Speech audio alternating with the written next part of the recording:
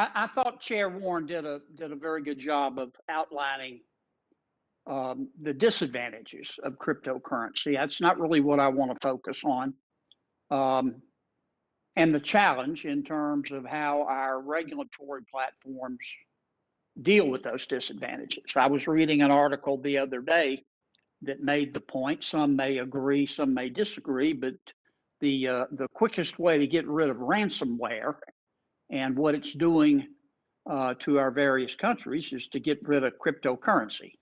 I'm not sure I'm ready to go that far, but I thought it was a salient point.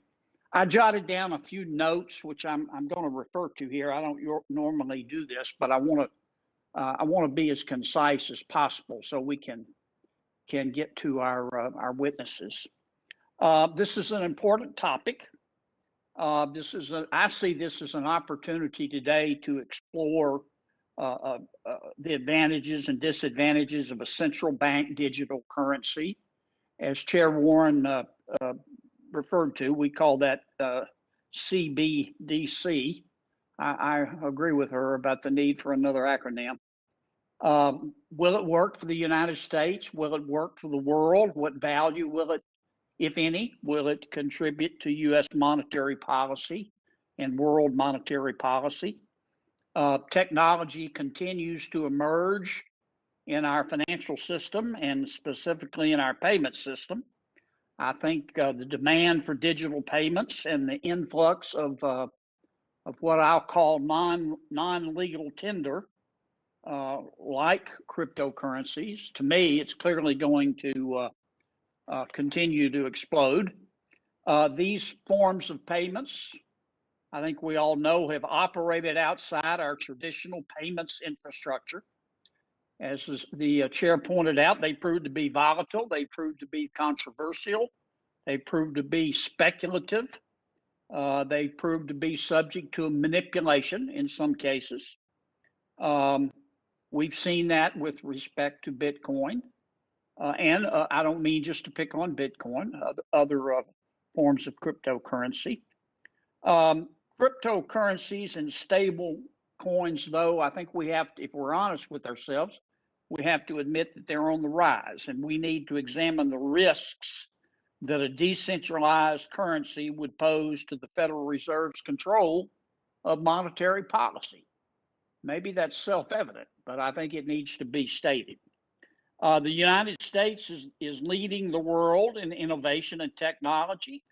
The United States dollar, and we're all very proud of this, has remained the world's primary reserve currency. We want to keep it that way.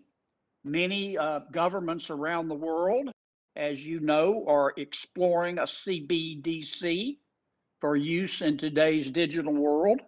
I think the United States should also do that, explore it, as we are doing.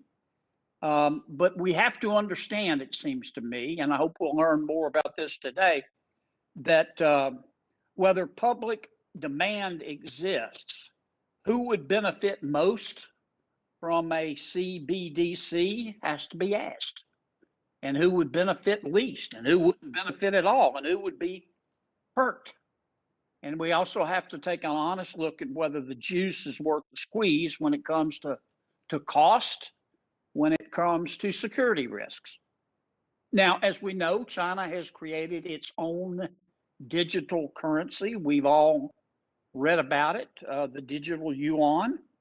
It uses that, not the people of China, who I have great regard for, but the government of China, which I have little regard for because it's run by a bunch of pirates.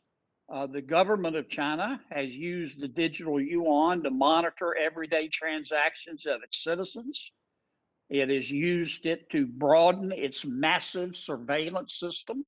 I think there's a lesson there. Additionally, China is using its CBDC to maintain greater control over its economy and to expand China's monetary influence in the world. And I think we need to be mindful of that. And we've got to analyze the implications of a Chinese CBDC on global competitiveness, on international commerce and the U.S. dollar's position as the global world currency. I'll try to cut through some of this. I need to mention this. I'm very concerned. I don't want to overstate it, but it's a question that has to be addressed.